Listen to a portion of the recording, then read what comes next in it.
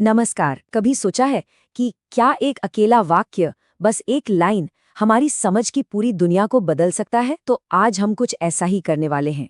एक बहुत ही शक्तिशाली आध्यात्मिक निर्देश है और हम मिलकर उसकी एक एक परत को खोलेंगे। ये एक गहरे रिश्ते, एक अनमोल मूल्य और एक बहुत बड़े लक्ष्य की बात करता है। चलिए इस यात्रा को शुरू करते हैं। अब ये जो वाक्य है, पहली नजर में शायद बहुत सिंपल लगे, लेकिन जरा गौर कीजिए। इसके शब्दों में एक गहरा रिश्ता छुपा है, एक बहुत जरूरी मूल्य है और एक महान लक्ष्य भी।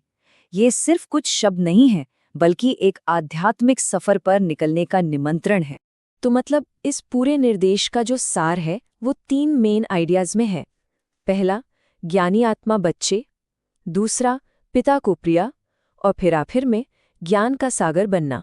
हमारा ये पूरा विश्लेषण इन्हीं 3 पिलर्स पर टिका होगा। तो चलिए एक एक करके इनको समझते हैं और शुरुआत करते हैं पहले हिस्से से। तो सबसे पहले बात करते हैं उस रिश्ते की जो इस पूरे कथन के बिल्कुल केंद्र में है। ये रिश्ता है एक पिता और संतान का, लेकिन ये हमारे आम दुनियावी रिश्तों जैसा बिल्कुल नहीं है, बल्कि उससे कहीं ज्यादा गहरा और अलग है। अब यहाँ जब पिता कहा जा रहा है, तो इसका मतलब किसी इंसान से नहीं है। नहीं, ये उस डिवाइन सोर्स, उस परम शक्ति की बात हो रही है जहां से हर चीज की शुरुआत होती है। और इस शक्ति के लिए, इस सोर्स के लिए प्यार का आधार कोई दुनियावी गुण नहीं, बल्कि ज्ञान की प्यास है। मतलब जो ज्ञान की खोज में है, वही प्रिय है। तो फिर सवाल उठता है कि संतान कौन है? यह निर्देश बिल्कुल साफ साफ बताता है, ये आत्मा संतान है। ये हमारी असली पहचान है, शाश्वत, जो कभी खत्म नहीं होती। ये जो शरीर है, ये तो टेम्परेरी है, लेकिन इसके पार जो हमारी आत्मा है, वो ज्ञान और अनुभव की एक कभी न खत्म होने वाली यात्रा पर है। और देखिए, हमारी इन 2 पहचानों के बीच का जो फर्क है ना, उसे समझना बहुत बहुत जरूरी है। एक तरफ है हमारी शाश्वत आत्मा, जो हमेशा कुछ नया जानना चाहती है, ज्ञान की खोजी है। और दूसरी तरफ है ये हमारा शरीर, जो बस इंद्रियों मतलब सेंसेस की दुनिया में ही उलझा रहता है। तो ये जो आध्यात्मिक निर्देश है ना, ये इस शरीर के लिए नहीं है, ये उस आत्मा से बात कर रहा है। क्यों? क्योंकि असली ज्ञान की यात्रा तो अंदर से ही शुरू होती है, बाहर से नहीं। ठीक है, तो पिता और आत्मा संतान के इस अनोखी रिश्ते को तो हमने समझ लिया। अब आगे बढ़ते हैं उस लक्ष्य की तरफ, उस मंजिल की तरफ जो ये निर्देश हमें दे रहा है। और वो लक्ष्य है ज्ञान का सागर बनना। देखिए, ये सिर्फ कहने के लिए खूबसूरत लाइन नहीं है, ये कॉन्शियसनेस की, चेतना की एक बहुत गहरी अवस्था है। सोचिए जरा, ज्ञान का सागर बनने का ये सफर, ये एक अकेली छोटी सी बूंद से शुरू होता है, मतलब जानकारी का एक छोटा सा टुकड़ा। फिर जब ऐसी ही कई बूंदें आपस में मिल जाती हैं, तो वो एक समझ की धारा बन जाती है। और फिर जब इस धारा में अनुभव का बहाव जुड़ता है, तो वो विवेक की एक नदी बन जाती है।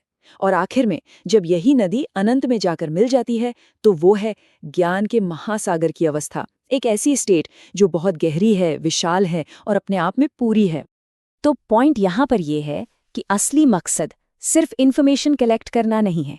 नहीं, लक्ष्य है खुद को ही ट्रांसफॉर्म कर देना, ज्ञान को इस तरह से अपने अंदर समा लेना कि इंसान खुद ज्ञान का एक चलता फिरता स्वरूप बन जाए, उस सब्जेक्ट पर इतनी गहरी पकड़ हो कि वो उसका मास्टर बन जाए। तो हमने रिश्ते को भी समझ लिया और लक्ष्य को भी। अब समय है इन दोनों धागों को एक साथ जोड़ने का। आखिर ये निर्देश हमें किस बदलाव के रास्ते पर ले जाना चाहता है? तो आप देखिए, पूरी पिक्चर एकदम क्लियर हो जाती है। एक दिव्य पिता और आत्मा संतान के बीच एक बहुत ही यूनिक रिश्ता है। और इस रिश्ते की नींव क्या है? ज्ञान। और इस रिश्ते का सबसे बड़ा लक्ष्य क्या है? पिता की तरह ही मास्टर ज्ञान सागर बनना। तो ये सिर्फ एक आइडिया नहीं है, बल्कि ये एक सीधा सीधा इन्विटेशन है ज्ञान और सेल्फ इम्प्रूवमेंट की जर्नी पर निकलने का।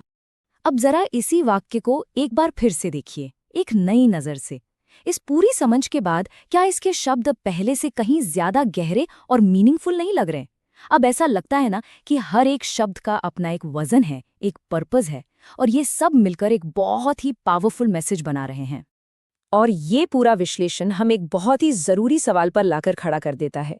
अगर ज्ञान वाकई में एक महासागर है, तो इसमें महारत हासिल करने का हमारा अपना सफर वो कहाँ से शुरू होना चाहिए? ये एक ऐसा सवाल है जिसका जवाब हम सभी को अपने